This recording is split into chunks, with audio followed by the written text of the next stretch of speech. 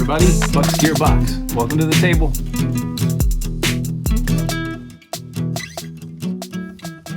Hello everyone, welcome back to the table, BUCKSGEARBOX, and I'm going to share with you a follow-up today to my unboxing video of the Hogue Deka in Magnacut. This is version 2 of the Hogue Deka. A couple of different iterations are out there. You can get this knife in 20 CV and G10. I think they call it G-Mascus, but it's G10 basically. It's a little bit heavier. It's got 20 CV instead of Magnacut, but I think from what I understand, these are the same knife. But the first iteration of the Deka was a little bit different. I never had one, so I don't have anything to compare it to, but just wanted you to know that. This is just going to be an overview, so we're going to get into some stats, some things about the company, and I'm going to talk about Magnacut very briefly. We've only had these for about 2 weeks, so can't give a full review of any kind on that, but so far I really do like it. And we're going to talk about the price point. I don't normally talk about prices in my knife overviews because that information is obviously available anytime you look up a knife. But this time I kind of feel like it's worth it to talk about the price. So we're going to get into that at the end because of where this one sits in comparison to some of the knives that kind of sit in the same vicinity as far as style and as far as design and use case. In the same wheelhouse together as EDC, everyday carry pocket knives, especially the lightweight, on the lightweight side of things. All right, so let's get into it. This is a USA made knife at a good price point, so that is a really cool thing to think about right off the bat. Let's talk about the stats. These are 7.5 inches long. The blade are each about a little over 3 inches long, so keep that in mind for legal purposes. These are stone tumbled, and they look fantastic. The stone wash, the stone tumbling on this blade looks really cool. Hand honed edges, which is awesome.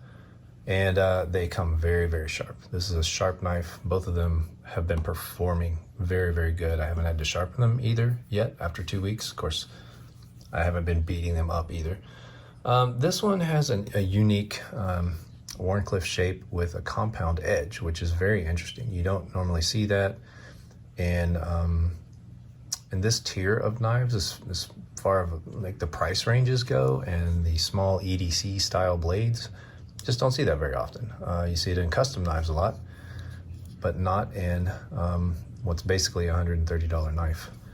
It's very interesting to see that.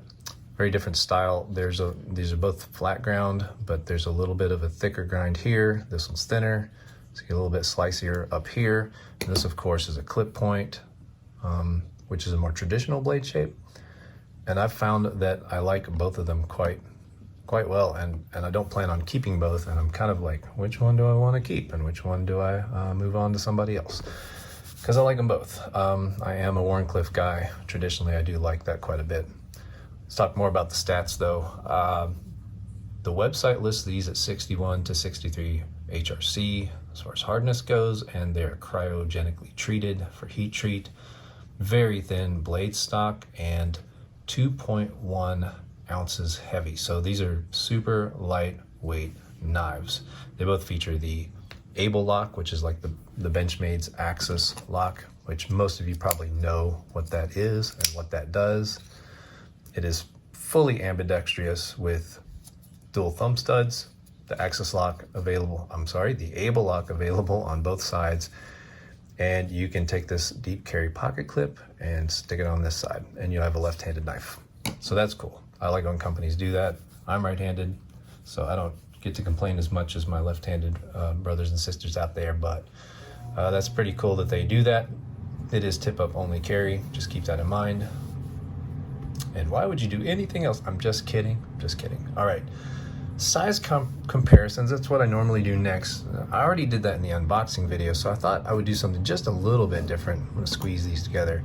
Now I'm gonna put these knives side by side with knives that I think kind of fit in the same idea of everyday carry, lightweight blades that are, obviously also roughly the same size because they're all going for the same kind of thing.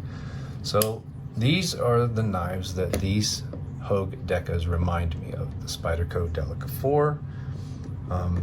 An older knife now, for me for sure, with a lock back instead of the compression lock for the Spydercos, and they don't have the fancy axis lock style opener as well. The Benchmade Griptilian, or the Mini Grip, which is a little bit smaller than the Deka, and the Griptilian, which is a little bit bigger, so I'm just gonna leave that one out there. And obviously, I've already mentioned it, I think, maybe I did or maybe I didn't, the BUCKSGEARBOX, which I have made a heavier knife because I put some aftermarket scales on it in G10. I like it much better that way. Not a big fan of FRN handles. We'll talk more about that later. Also, interesting comparison to me for EDC, because this is kind of one of my gem short, carry knives, because it's so lightweight and it's so small and easy to carry, is the Wee Banter. And I find these all to be very similar, except for maybe the size of the full-size Griptilian. Maybe I should have put the Mini Grip out there. Although the Mini Grip is stupid heavy for as small as it is. Anyway, never bothers me, but it is the heaviest knife, I think, on this table. So these are all, in my mind, in the same wheelhouse. They're all not very similar in price, but they're in the same range, between $100 and $150. And so these are, in my mind, some good just comparisons, regardless of size. But the lightweight, everyday carry, easy to carry pocket knife, just plain old pocket knife, but good quality pocket knife, I guess I should say. This is one I wish I need to add one of these to my collection. This is not one of the lightweight versions of the Spyderco Para 3. This is the Magnacut one in G10 handle, so it's a little heavier, and it is a lot pricier than these two because it's more of an exotic. Well, that's what's interesting to me. It is technically, these are all exotic steels right now, but Magnacut is pretty expensive, and you never see it come down below $200 pretty much. The G10 is an upgrade in my mind, and probably most people's minds, over FRN any day. And this is one of my favorite knives of all time. And yet, even though it's a little bit heavier and more expensive, it does the same things as these two knives do. So I wanted to put it out there. It would be more appropriate, though, if I had a lightweight Spyderco Para 3 to put it up against, because that would be in the same price range and the same lightweightness. But it's interesting to think of, it would have a cheaper steel in it and a less exotic steel in it than Magnacut. So that kind of might clue you in to my thoughts about price point, which we'll get into later. And yeah, so this, some of this I've thought about for 2 weeks now. Some of it's going to sound a little bit like rambling because I'm still kind of wrapping my head around all of this. Let's talk about Magnacut. Because that is obviously a huge differentiator in that range. All of those knives on the table, besides the Magnacut that you just saw, are in the same price range as this knife, but this has a brand new and what I would consider a exotic steel that people are still trying to figure out. New to the industry, super steel is what you typically call these kinds of things when they come out and everybody's excited about them. Sometimes I do think it's hype. I am more, just so you know, of a knife geek than a knife nerd. I'm learning about knives because I want to learn to make them myself, but I still have a lot to learn. So this is just me as an enthusiast, as a geek, trying to think through, how do you get a brand new steel like Magnacut on a relatively inexpensive knife like the Hogue Deka? That's pretty cool. I think that's something that's worth thinking about. Again, I'm digressing a little bit. Let's talk about Magnacut. In my experiences, in 2 weeks, it cuts great. It is a really good steel. I think that obviously we're still learning about it. There's a lot to learn about it. But in my typical use case scenario, one camping trip and everyday pocket carry off and on for 2 weeks, it's great. It's super slicey, and it reminds me of cutting with my Para 3 Magnacut blade a lot. that is a very unscientific, feeling-based evidence there. But that's what it is. That's my first impression of Magnacut. Reminds me of Magnacut. And the sliciness of this steel, the sharpness of this steel. These are like probably the sharpest knives I own. And just like the Magnacut, which I haven't had to sharpen yet, I've only stropped in a year of use, because I do generally take care of my knives, the ones that I care about a lot and take care of. I've not had to do anything to these two. And of course, again, I didn't go camping and baton, pieces of wood for my fire with these two things. It's not what they're meant to do. But I have used them almost every day for 2 weeks, off and on. And they're super slicey. They're cutting through cardboard, they're cutting through paper, they're cutting through, I'm opening boxes with them and I'm carrying them around and they don't have a mark on them yet. I've done nothing but wipe them clean. No scratches, no craziness, no weirdness of the handles. Performing very well for and I think what they're meant to do is to be a lightweight, everyday use knife. And so far Magnacut is impressing me. Again, I've only had it 2 weeks, so maybe 3 months down the road we can revisit this. And there's some kind of Instagram controversy that that always happens no matter what you do, about the hardness factor on these two with the Magnacut. And all I can tell you is so far I love it. It's great. I have no problems, and I don't anticipate there being a problem. And I'm not gonna go out and blow these knives up to prove that there's a problem. That's not my thing, but maybe somebody else out there is gonna try. So your mileage may vary. It's a new knife to me, and it's a new knife steel. But so far for me, so good, no regrets, love it. Overall, where does the Hogue Deka fit? Here's what I like about it and what I don't like about it part. I'll get to that, and then we'll talk about the prices. So the Deka itself, pros: great, lightweight, slicey, everyday carry knife. The ergonomics are fantastic. Like this handle shape is just, you can't just drop this. I just don't think it's possible. Even though there's a little bit of a knock on the scales themselves, I'll get to in a minute. The shape is perfect. Very, very good stuff. Both blade designs are extremely good for everyday carry. It really comes down to, don't stress. This is my advice on these two. If you're looking at one and you can't decide which one you want over the other, if you're looking at like usefulness or whatever, go with the one that you always typically go to. If you like Wharncliffe's, I'd get this one. If you like more of a drop point or a clip point with more traditional, belly type shape, then get this one. They're the same knife with slightly different profiles on the blade.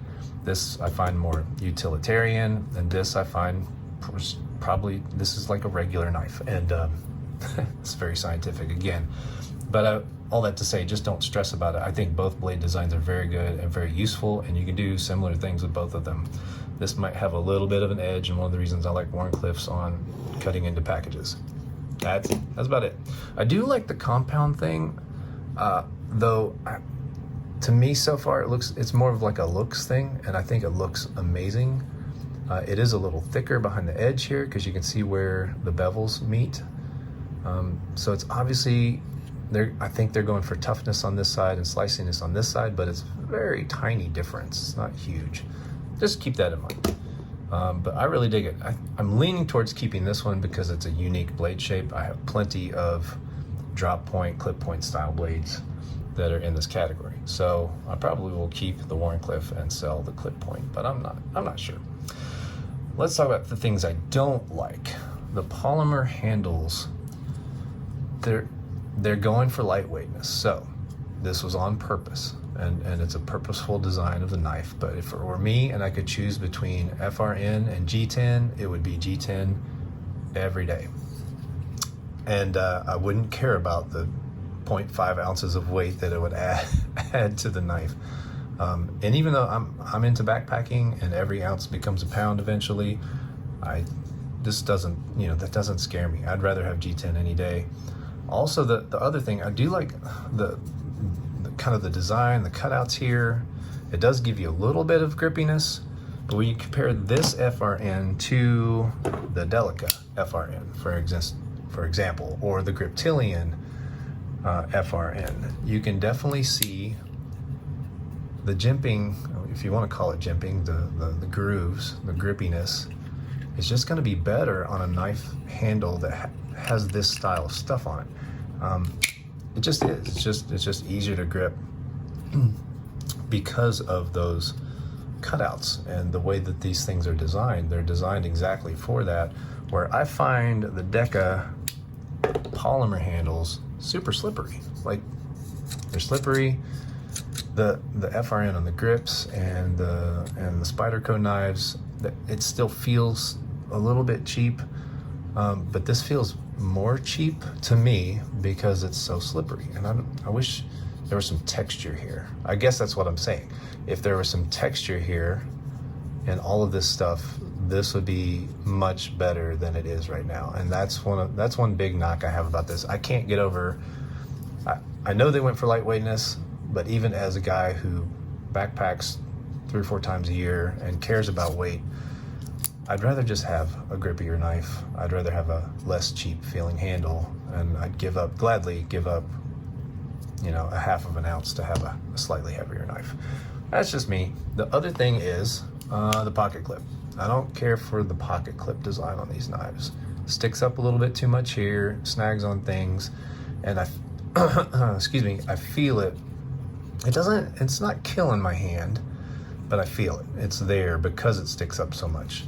It is deep carry, which I like, and it's a fine, I guess it's just kind of a simple design, but if it were a little bit slimmer profile and didn't stick up this bill right here, didn't stick up quite as much, it doesn't look that bad when I'm looking at it on my phone screen right here when I'm recording this video, but it feels funky, and maybe it feels funky because it's a small knife.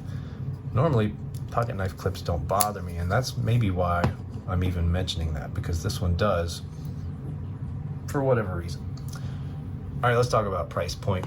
That's the thing I wanted to get to towards the end. This, again, is just an impressions video, but I do find it interesting. The bug outs. You can get these for, I think they go these days with FRN scales, the stock bug out, for about $145 to, I've seen them at other retailers up to $160. So there's a kind of weird price swing depending on where you buy it from. And S30V steel and FRN handles. The Deka, I believe these are right around $100 these days. I got mine back when they were like $80, so this is an old one. So there's that. I mean, that's a very budget-friendly knife. I meant to check before and I didn't, but they're probably right around $100. The Wee Banter, I think, is still at $110 for this model. The Griptilians, they're going up in price. They've gone up in price since I bought this one. This one was around $120, $130 when I got it. I got this one at REI with my dividend. It was a wonderful day. But these are all very similar in price point until you get to the bug out, which is starting to go up a little bit too much in my opinion. And then also, not the Magnacut version of the G10 scales, but the lightweight pair of 3s are about $115 if I'm remembering correctly. And you could probably come up with a lot of knives that I'm not familiar with that fit into this lightweight category of everyday carry knives between $100 and $150. Let's just say that. This is the only knife that you can get in what I would consider a super steel, if that even matters to you, for a very good price. It's about $130 for the Hogue Deka. In the knife community, in the knife enthusiast world, it's not that much. If I told some average person on the street this knife was that much, they would think this is an ultra premium knife, right? But everybody's got a different perspective on that. I just think it's interesting that all of these excuse me, again, sorry, fit in the same world in both style and price, and yet we have a super steel and a lightweight everyday carry knife that's available right in between that, right at the $130 mark. I think that's pretty cool. If you're interested in trying Magnacut at all, this is by far the cheapest way to get into it. And I think that's really interesting. I'm just enough of a knife geek that I do want to try new steels. I was really excited when I got my Magnacut Pair 3. And I've enjoyed using it. I'm not a guy that has an HRC tester in his garage, but I do care about what those knife blades feel like and how they perform, and I do enjoy seeing some of the differences, even though to me they're very subtle differences, how they sharpen up, and that's probably more important. And I just think that's interesting that you can get a Magnacut blade, USA made, from a reputable company for about $130, and it fits in the same categories as all of these here, except for the upgraded Pair 3.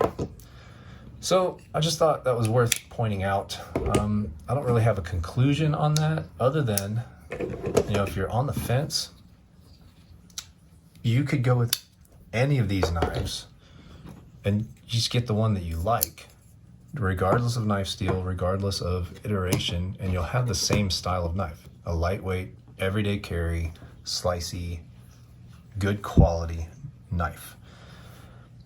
But if you want to try Magnacut, then this is a no-brainer, because they're right here in the same pricing world as those others, and they do the same job, and they're becoming more and more available, and I imagine they'll be much less harder to find in the coming months as they make more and more of these. So, that's been a long video. I don't know why I was so interested in some of this stuff. I mean, to me, this is an interesting knife. I hope that this has been interesting for you. Again, just an overview video. I'll probably do another follow-up on Magnacut, on these two knives. Actually, I'll be getting rid of one of them because I only need one in the future, and maybe we'll revisit this again. But I hope you've enjoyed the video. Thank you so much for watching. I appreciate all of you who are watching and commenting and interacting with the channel, liking and subscribing. It means a lot to me. This is really fun, and it's not my full-time gig, but I enjoy it a lot. So once again, thanks, and I'll see you in the next video. Take care. Have a great day. Bye.